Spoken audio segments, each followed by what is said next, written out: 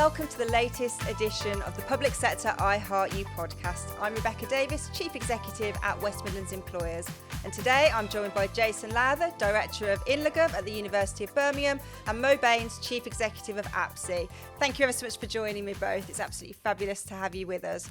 Now, I know it's a really exciting time for the public sector and a challenging time in equal measure, but I know both of you, before we delve into the challenges of the sector, have got really interesting career journeys yourselves. So I'm going to turn to you, Jason, first, and just tell us a little bit about your career journey, as I know you've been an officer and now moved into academia. Yeah, I've been with University of Birmingham for 5 years now, running the Institute of Local Government Studies, and that's been really interesting. I've wanted to do that, I guess, for decades, really, to have some space to kind of think about things in a bit more detail.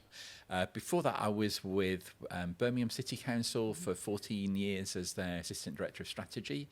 And then I went to West Midlands Combined Authority for a couple of years as well, because they were forming, and that was very exciting as well. And previously that, I've worked in the police, in HSBC, in the Audit Commission. So, yeah, quite a varied path, I guess, to get here. Yeah, and it's about joining all those dots up, isn't it? And taking all those experiences and seeing how you can apply that to what the future might hold. Exactly. So in some ways, each of those different sectors are very different. I would say that, you know, the culture in the Met Police is very different to the culture in West Midlands Combined Authority, for example. But equally, there are issues that run through all of those. So, you know, the way that you deal with people, the way that you set strategy, the way that you manage performance. Those are common issues, regardless of what sector you're working in. Brilliant, thank you. And Mo, I know your role at APSE has been over a number of years, but you're also wearing a MHCLG hat as well. Yeah, so similar to Jason, really, I started off in local government in a very junior role in city solicitors in Manchester. But I was really lucky because at the time, not long into my career, Howard Bernstein took over as Chief Executive of Manchester. So we were at the heart of lots of really exciting innovation in local government. So had a very interesting career.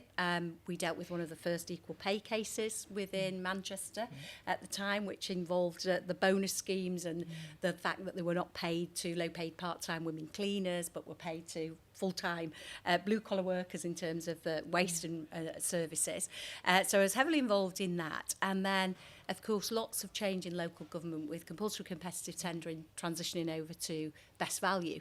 And at that point, I became involved in APSE's predecessor, which was ADLO. So throughout local government, frontline services have kind of chased my career wherever I've been. It's always ended up on a focus of that. Moving over to APSE, fantastic career opportunities to deal with local councils right across the UK, so very much at that higher level of strategy, similar to Jason. And very recently, the last couple of years, I've been made a visiting professor at the University of Staffordshire, which is fantastic because it gives us lots of opportunities from APSE to input into that research cycle. And most recently, I was really honoured to be appointed as lead non-executive director to MHCLG. And that's opened my eyes because it's been, in local government, we can be quite critical of central government and go, nobody gets us, nobody understands. I have to say, the civil servants are among some of the hardest working people you will ever come across, and really have great intentions towards local government. But as we were talking about earlier today, the tensions between the local and national in terms of what's deliverable, I think it's one of those areas that will it ever be fully resolved? That's perhaps something we'll come on to, but will those tensions ever be fully resolved? But I think having organisations like yourself, Rebecca, in terms of West Midlands Employers, fabulous opportunities for networking, which I think local government's great at in terms of sharing innovation and sharing good practice across the sector. Yeah, absolutely. And I think we need to get a bit better at seeing that barrier come down between local and central government and engaging and networking more comfortably across government as a whole. So data is what I'm going to sort of focus on first, because I know both your organisations do an awful lot with data, with analytics, with understanding what's going on across various different parts of the public sector. I personally think local government is a bit data poor. I don't think we make the most of the data we've got. Just tell me a bit about what some of the insights data is telling you about at the moment that's going on within local government. I mean, I think you're right that there is a lot of use of advanced data analytics and probably less extensively, but starting in a significant way, artificial intelligence as well. I think network organisations like Local Authority Research and Intelligence Association, they showcase dozens of really good practice around really practical implementations of data science that are helping councils now to predict demand, to decide which cases need to be prioritised over others, to make more efficient of the use of the resources. So there's a lot of good activity going on. There's some very skilled people in local government and in combined authorities that are kind of driving that. I think what we haven't done yet is to exploit that at scale, to harvest the really good practice there and say, okay, well, this is a model that will be really helpful, say, for adult social care in prioritising caseloads or something like that. So there are great examples, but how do we actually kind of evaluate those and decide actually we're going to do this at scale as a sector or as a region? These are developments that we can apply more generally. But I think there's a lot of potential there.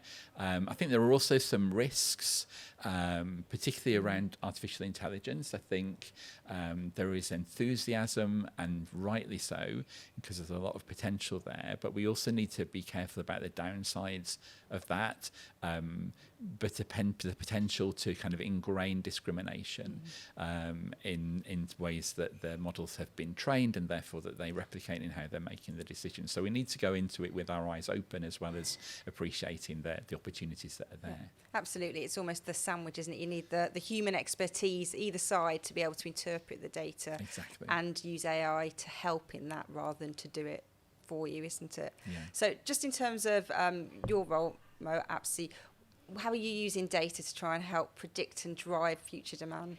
I think one of the key things that we've probably lost a lot of data on actually is in the, we had the performance indicator set and everybody said, this is horrendous, we've got to report minutiae, detail. But actually losing some of the ability to evidence the direction of travel for frontline services is, I don't think that's been particularly advantageous for local authorities. It's really difficult to argue your case unless you've got that evidence-based data. So I think there's probably an emerging need now to get back to basics on some of the information that we've lost. We still collect as APSE, we still collect performance indicators on things like the cost of emptying a bin, the cost of recycling, what recycling streams local authorities collect. We can tell you the cost of maintaining a hectare of parks, for example. But some of that really basic data builds into a set of data that starts to inform how we forecast demand on services and how demand may change on services in the future. So I think that kind of data collection mentality, we've lost a lot of that in recent years. The loss of the Audit Commission, I think, contributed to some of that. The now defunct Offlog wasn't really designed to address some of those core data issues for local authorities. So I think evidence-based data is critical. We've lost potentially some of the skills for collecting that data, and we've certainly lost some of the skills for analysing and assessing that data. So I think that there's a job of work to be done across the sector in probably reinvigorating what data we use. On top of that, that's a very granular level data that I'm talking about in terms of service data, but on top of that, the strategic data, sharing that across organisations will be critical. So using the overlay of what's happening on NHS data, for example. Really good case study. One of our member authorities looked at the investment in their park service and overlaid that with the incidences of obesity and cardiac incidences within the locality, and they were able to put recovery groups into parks. People that had recently suffered a heart attack were able to access walking groups in their parks.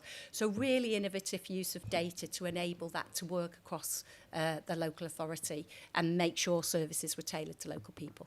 That correlation of data sets is really crucial, I think, isn't it? And that level of sophistication with how we're looking at how they interlink. Can you tell us a bit about how the sector can work in that space? So I think there are some things that get in the way of that. So, our approach to data sharing is still, nowhere near as agile as it needs to be. Quite risk averse, I think, isn't it? Quite risk averse. And also, yes, definitely. And also, I think we often interpret the legal constraints in the most constricting way that we can, rather than perhaps exploiting some of the different ways that we can justify and show that data sharing is legal in the given circumstances. So data sharing, I think, is a really big area that we need to work on.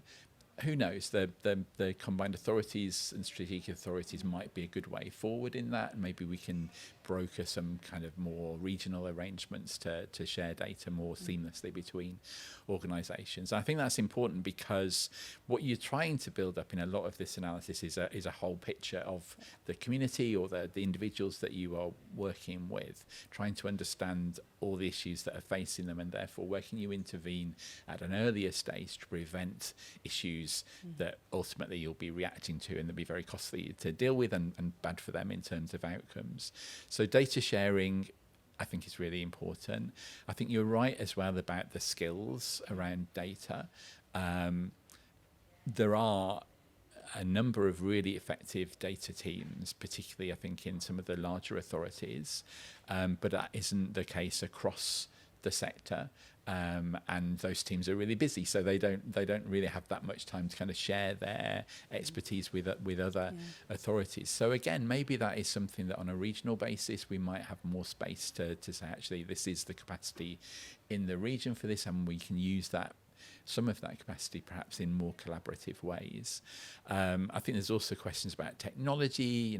What are the tools that we commonly want to use in local government, and can we reach some sort of consensus on that, rather than having hundreds of councils procuring different systems that maybe don't talk to each other or analyse things in incompatible ways. So I think I guess the underlying theme there is we can collaborate better to make use of those scarce skills that we have and to facilitate more effective analysis. Yeah, no, absolutely. And another passion really of mine is around research, and I know that is something which both your organisations excel in, and is your day job really, for want of a better way of putting it. So with all the changes that are going on in local government and more widely across the public sector, where are you focusing research plans for the next 3 to 5 years? What insights are you hoping to gain that will give you that depth of material? Mo, over to you. Thank you, Rebecca. Great question. I mean, in terms of our own research programme at the moment, local government finance continues to be a real key focus.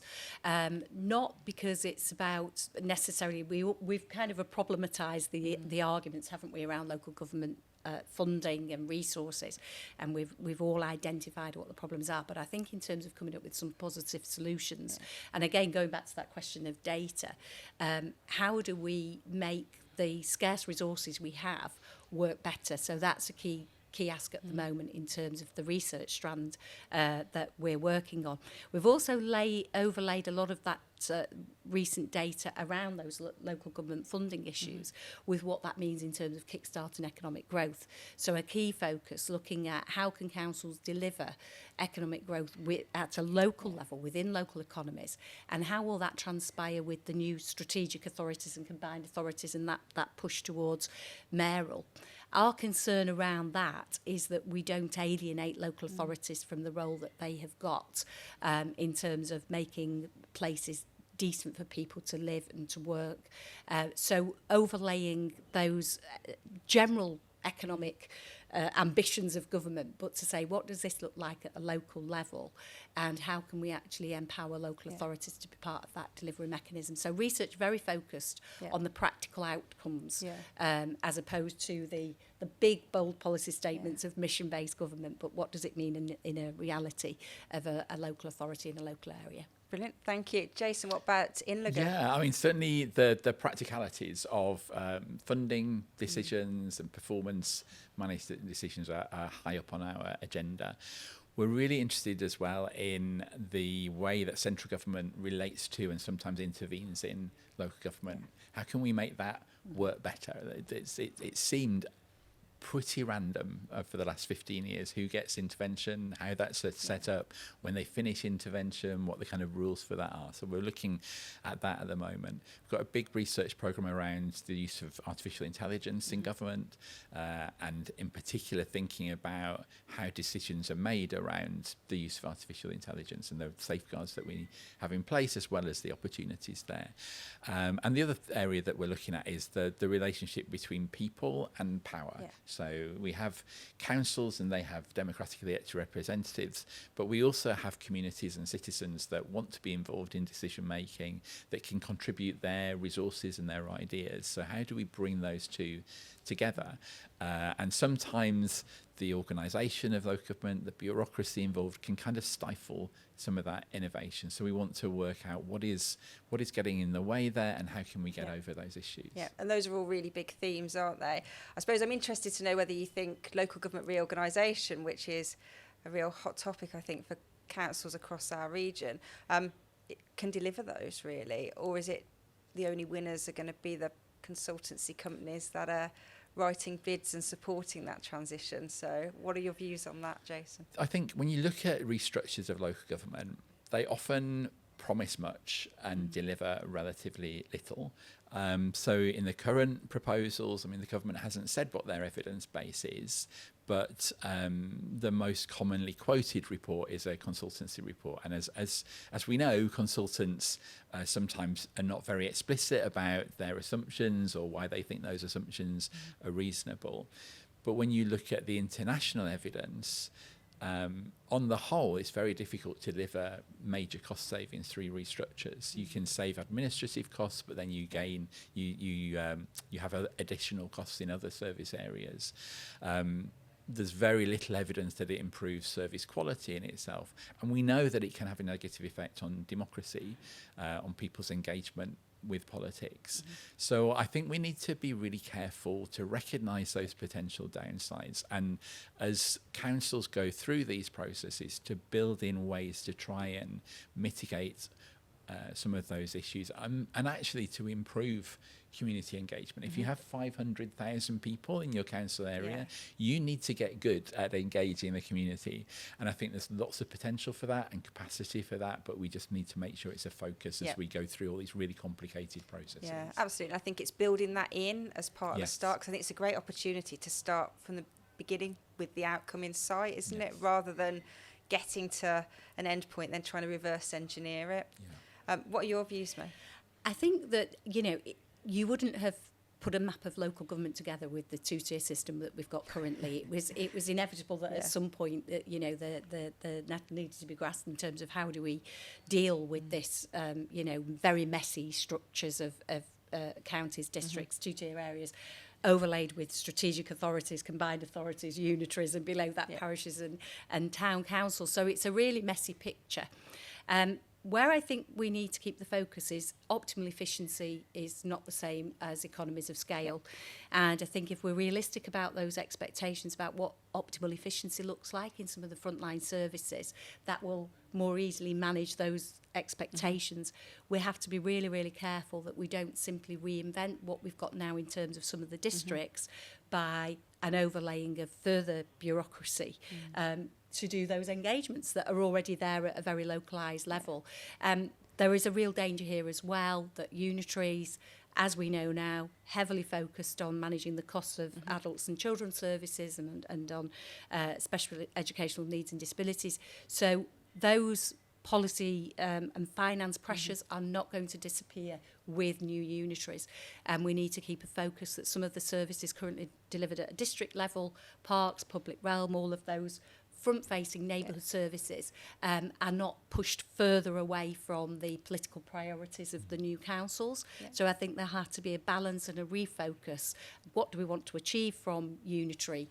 And that should be about improving frontline services right across the board and improving the experience of local residents. So we need to be managing those expectations, but focus, as I say, on optimal efficiencies, not focusing on this idea that economies of scale of themselves will deliver efficiencies. Some services will remain inefficient by an economic measure purely by the nature of those services. They've got to be highly localised, and they've got to be delivered regardless of whether they're efficient or not. So in some of those areas, there will have to be an acceptance that, that won't necessarily deliver those savings that are anticipated. No, absolutely. And having devolution in parallel with local government reorganisation is what we haven't seen before, have we? We've seen reorganisation in pockets over the last 15 to 20 years. So how do you think devolution is potentially the key that can unlock some of that local choice, local freedom to choose and spend? I mean, we know that local areas can be much more effective, cost effective in delivering public services and achieving outcomes for communities, because they have the knowledge, they have the relationships, they know what other resources apart from government money there are in their locality. And we've demonstrated that multiple times through total place, community budgets, neighbourhood elements, neighbourhood working.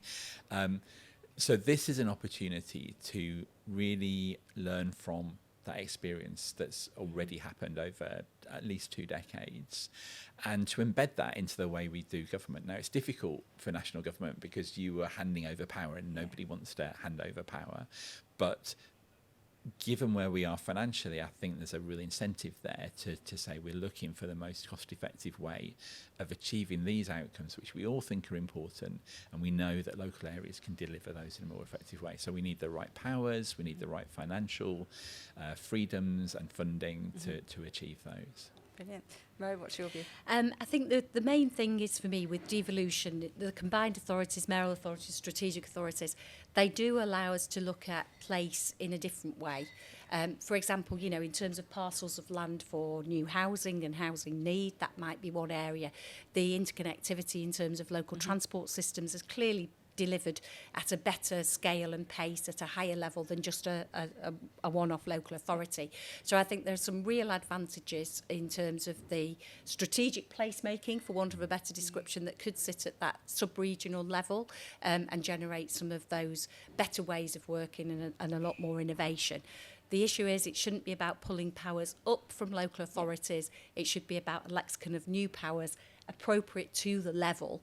And if we crack that, I think there's a good chance that this will start to address some of those gnarly issues that have impacted on local authorities, particularly outside of London in areas like transport and housing delivery. So some of those things might actually be very positive as an experience for local authorities if delivered at that strategic level. Yeah, no, that's really helpful. So we've talked about the finance, we've talked about some of the powers. I'm going to move us on to the skills. So do you think across local government particularly, we've got the right skills for people to make devolution, make LGR work?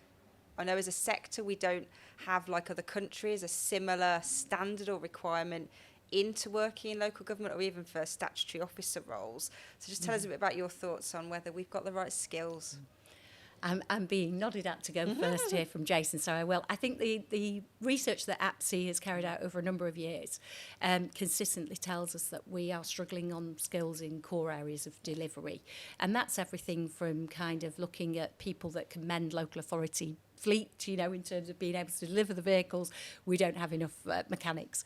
In terms of some of the other areas of local government, the jobs are not particularly attractive. So, loaders to empty waste and recycling, it's not particularly an attractive proposition for people in terms of applying for those types of jobs. At the other end, we've got a chronic shortage, of course, in terms of local authority planners, which will be a key issue in terms of delivering those 1.5 million new homes.